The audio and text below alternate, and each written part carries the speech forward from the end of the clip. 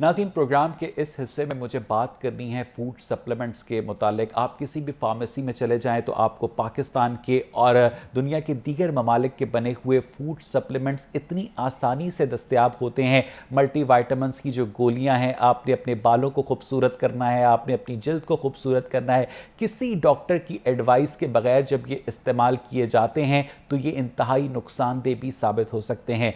नून league के एक senior रहनुमा है सिद्दीकुल फारूक साहब, उनका जो बेटा है उसकी बाकायदा डेथ हुई थी इन्हीं फूड सप्लीमेंट्स को इस्तेमाल करने से। डॉक्टर इजहार चौधरी मेरे साथ स्टूडियोज़ में मौजूद है, सीनियर मेंबर है पाकिस्तान मेडिकल एसोसिएशन के। डॉक्टर साहब, ये बताइएगा कि मैं लीगल पर्सपेक्टिव में बात कर रहा हूँ कि ये जो फूड सप्लीमेंट्स हैं, मल्टीविटामिन्स हैं, ये बगैर किसी डॉक्टर की प्रिस्क्रिप्शन के फ़रोख्त किए जाने चाहिए?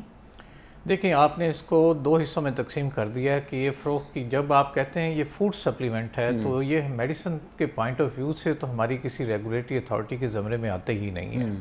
लेकिन हुकूमत वक्त की ये ज़िम्मेदारी है कि आपकी इस टेरिटरी के अंदर, आपकी स्टेट के अंदर कौन सी चीज़ ऐसी है जो इंसानी ज़िंदगी के लिए मुज़र सेहत है जिसे हम कहते हैं, या हम समझते हैं कि जो लोग एक्सप्लाइटेशन के लिए इसके ज़रिए माश बना कर बैठे हुए हैं, मासूम लोगों को एक्सप्लाइट कर रहे हैं। जो निशानदेही आपने की, मैं दिल से बहुत खुश हूँ कि कम से कम माशरे के अंदर इसकी अवेयरनेस तो ज़रूर जानी चाहिए कि अगर जैसे आपने सिद्दीकुल फारूक साहब के साहबजादे के हवाले से बात की है, इससे अलावा हमारे पास और भी रिपोर्टेड केसेस हैं। तो मैं ये ज़ाती तौर पर समझता हूँ कि ये हमारे मासूम नौजवान लोगों को, जो कि अल्लाह ताला की तरफ से बलूगत के उस वक्त में उनकी ख्वाहिश होती है कि वो जाज़िब नज़र हों, उनकी ख्वाहिश हो कि वो मैनली हों, तो इस एक्सप्लाइटेशन को रेगुलेट करने के लिए हुकूमत वक्त, जैसे उन्होंने अभी फूड रेगुलेटरी अथॉरिटी बनाई है, जैसे हम कहते हैं कि जैसे उन्होंने ड्रग रेगुलेटरी को थोड़ा सा फाल ये जो ड्रग इंस्पेक्टर होता है, ये फार्मेसी में रखे हुए फूड सप्लीमेंट्स या मल्टीविटामिन्स की जो प्रोडक्ट्स हैं उनके ऊपर किसी भी किस्म की कार्रवाई का मजाज होता है डॉक्टर साहब? इसमें कोई शक नहीं कि जो चीज़ इंसानी ज़िंदगी के लिए मुज़र सेहत है उसके लिए हुकूमत वक्त किसी भी स्टेज पे कोई एडमिनिस्ट्रेटिव डिसीजन भी कर सकती है और अगर उसके लिए बाकायदा कानून साजी भी की जा सकती है। लेकिन मैं ये समझता हूँ कि हम पहले की निस्बत कदरे अब बेहतर समत में इसलिए जा रहे हैं कि हम हर चीज़ को अब रेगुलेट करते हैं। जैसे जैसे डॉक्टर साहब, अगर हम डॉक्टर की एडवाइस के बगैर कोई विटामिन लेंगे, मैंने बाल गिरने मेरे शुरू हुए तो मैंने बायोटिन लेना शुरू कर दिया, लेकिन जो ज़्यादा तादाद में या कम तादाद में लिया जाए तो जो हाइपर वाइटामिनोसिस है, जो हाइपो वाइटामिनोसिस है, उसके नतीजे में भी तो मसाइल पैदा होते हैं ना, फिर भी आपको डॉक्टर के पास जाना पड़ता है। देखें, जो टर्मिनोलॉजीज़ आप इस्तेमाल कर रहे हैं, ये 0.0001% ऑफ द सोसाइटी उसके लिए आती हैं। इसके लिए सबसे आसान तरीका ये है कि जो पाकिस्तान मेडिकल एसोसिएशन पहले दिन से ही कहती आ रही है कि हमें अपने निसाब के अंदर बच्चों को पहली क्लास से ही इसके लिए अवेयरनेस और सेंसिटाइज करना चाहिए कि इंसानी जिस्म और उसकी कदर मंजिलत क्या है, how important the human itself is for.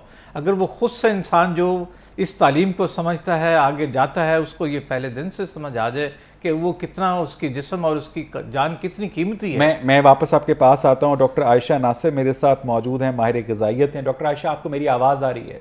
जी बिल्कुल। मुझे बताइएगा कि ये जो आजकल नौजवानों के अंदर, बॉडी बिल्डर्स के अंदर फूड सप्लीमेंट्स का रिवाज चल निकला है, उसके अलावा खुद से मल्टीविटामिन्स की जो प्रोडक्ट्स हैं इस्तेमाल करने लग जाते हैं, ये ट्रेंड कितना डेंजरस या सही या गलत है आयशा? बेसिकली हम लोग सब कुछ सीख रहे हैं, अनफॉर्चुनेटली मीडिया पे जो हमें नजर आता है हम उसी को आइडियलाइज कर लेते हैं। बॉडी बिल्डिंग, सिक्स पैक का शौक ये हमें मीडिया से आता है और हम बगैर सोचे समझे, बगैर उस पर रिसर्च किए, बगैर किसी डॉक्टर से पूछे वे प्रोटीन का या बहुत ज्यादा प्रोटीन शेक्स का इस्तेमाल एग्जैक्टली। इवन मेरे क्लिनिक में भी ऐसे बहुत सारे केसेस आए कि सिर्फ वेट गेन करना है तो वे प्रोटीन लेना शुरू कर दिया। उस प्रोटीन को मसल में कन्वर्ट करने के लिए बॉडी बिल्डिंग तो करो, वो भी नहीं कर रहे। इवन किसी से सुनाया, किसी से देखा, इधर से पूछा, उधर से पूछा, 4 लोगों ने बताया तो हमने जी सप्लीमेंट शुरू कर दिया। किडनी को कितना नुकसान हो रहा है, बॉडी को कितना नुकसान हो रहा है, वो सप्लीमेंट जो आप ले रहे हो वो हजम हो रहा है नहीं हो रहा, वो इस्तेमाल हो रहा है नहीं हो रहा, वो हम सोचते भी नहीं। असल में जो देखा देखी काम शुरू कर देने का ट्रेंड है ना, सबसे ज्यादा हमें वो मरवाता है, सबसे ज्यादा नुकसानदेह वो होता है। हम बगैर सोचे समझे कोई चीज शुरू तो कर देते हैं लेकिन उसके कॉन्सिक्वेंसेस फिर जो खतरनाक। आयशा, जो कुदरती ग़िज़ाई अज्जा होते हैं जो हमें खाने से मिलते हैं, फलों से मिलते हैं, सब्जियों से मिलते हैं, शहद और गोश्त से मिलते हैं, क्या ये गोलियां उनका सब्स्टिट्यूट हो सकती हैं आयशा? वैसे सब कुछ केसेस में तो हो सकती हैं, जैसे कि हम लोग जानते हैं मिलावट के इस दौर में असल चीज मिलना भी मुश्किल है। अब हम दूध की बात कर लेते हैं तो दूध ही असल दूध अगर आप लाहौर में ढूंढने निकले तो आपको शायद ना ही पूरे मिले। पाकिस्तान में नहीं मिलता खालिस दूध।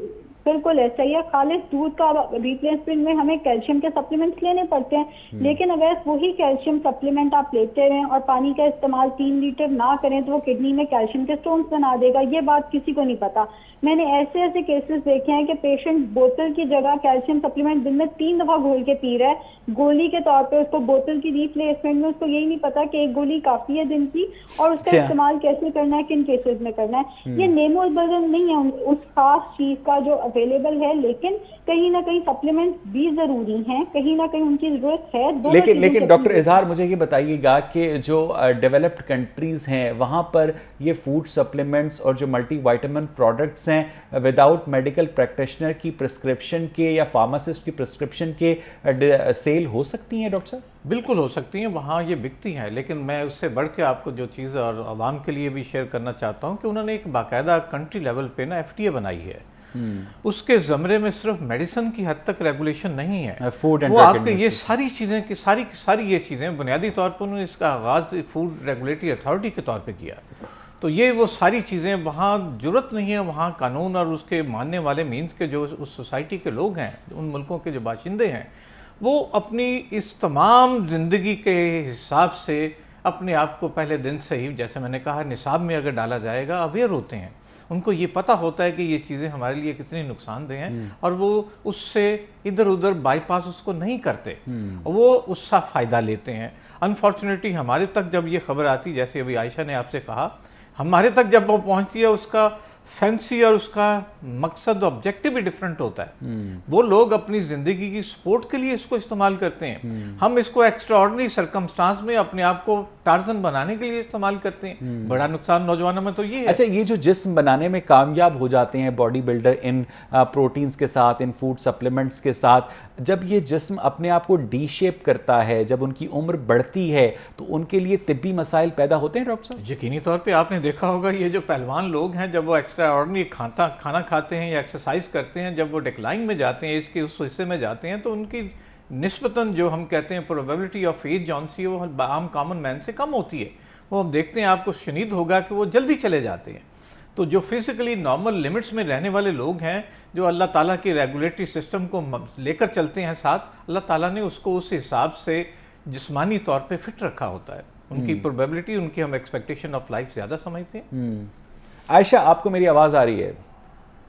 आयशा, जिस तरह से सोशल मीडिया के ऊपर पोस्ट देकर आप भी जिक्र कर रही थी, लोग मल्टीविटामिन्स का इस्तेमाल शुरू कर देते हैं, आप समझती हैं कि इस ट्रेंड को रिवर्स होने की ज़रूरत है और एक डॉक्टर या एक न्यूट्रिशनिस्ट की इजाज़त के बगैर या उसकी राय के बगैर ऐसी प्रोडक्ट्स हरगिज़ इस्तेमाल नहीं करनी चाहिए? आयशा, अवैस, मुझे ये लगता है कि हम सबका ना एक डॉक्टर होना चाहिए जिसको हम रेगुलरली विजिट करें। जैसे मुझे भी, इवन मैं डायटिशियन हूँ, मुझे भी थोड़ा सा कोई मसला होता है, मुझे पता है यूरिक एसिड की कौन सी दवाई है, मुझे पता है ब्लड प्रेशर की कौन सी दवाई है, मैं खुद से शुरू नहीं करती। मैं पहले 500-1000 रुपया दे के डॉक्टर के पास जाती हूँ, उससे दवाई लिखवा। अच्छा, मुझे सेल्फ मेडिकेशन की बड़ी बुरी बीमारी है वैसे। जी आयशा, सबसे बुरी बीमारी होती है। तो आपको चाहिए 3 महीने 6 महीने बाद अपने जनरल प्रैक्टिशनर को मिलते रहें, वो आपको आपके सारे टेस्ट देख के खुद ही जो आपको सप्लीमेंट्स चाहिए होंगे, कोई मल्टीविटामिन चाहिए होंगे, उनसे लिखवा के लाएं। खुद से सोच के कि मुझे कैल्शियम की कमी हो गई है, खुद ही से हिसाब किताब लगा के कि मुझे आयरन की कमी हो गई है या मुझे बायोटिन की जरूरत है, ऐसे नहीं कर लेना। कोई जिस तरह से डॉक्टर साहब ने क्लियर किया कि ये जो प्रोडक्ट्स हैं ये रेगुलेशन के जुमरे में नहीं आती हैं क्योंकि ये ड्रग्स नहीं हैं, तो फिर इनकी जो क्वालिटी है, क्योंकि ये तो स्मगल होके भी आती हैं, ये एक्सपायर भी हो सकती हैं, उस पर एक्सपायरी डेट तब्दील भी की जा सकती है, ये शालगी में भी बनाई जा सकती हैं, तो उनकी जो क्वालिटी है उसे कौन चेक करेगा? आयशा, हाँ जी, ऐसा है। वैसे रिसेंटली मुझे पता चला है कि न्यूट्रास्यूटिकल्स के लिए भी अब एक रेगुलेशन अथॉरिटी शुरू हो गई है। अभी उस पर कितना काम हो रहा है कितना नहीं ये नहीं पता, लेकिन सुनने में ये आया है कि न्यूट्रास्यूटिकल्स, ये सारी प्रोडक्ट्स ने एक काम ये किया था कि इन्होंने अपने आप को रजिस्टर कराया था अंडर न्यूट्रास्यूटिकल्स, जिनका कोई रूल एंड रेगुलेशन नहीं है। तो बहुत अब बहुत और शुक्रिया भी आयशा मिलेगा। नासिर, बहुत बहुत शुक्रिया डॉक्टर इजहार चौधरी। नाज़रीन, जिस तरह से आपने दोनों की बातें सुनी कि हमें बगैर एक डॉक्टर या न्यूट्रिशनिस्ट की प्रिस्क्रिप्शन के बगैर इन प्रोडक्ट्स को इस्तेमाल नहीं करना चाहिए, क्योंकि मुश्ताक अहमद यूसुफ़ी ने एक जगह पर लिखा है कि भले आदमी की निशानी ये है कि जब आप उसे बताएं कि मुझे कोई बीमारी है तो वो आगे से आपको कोई दवा तजवीज़ ना करे।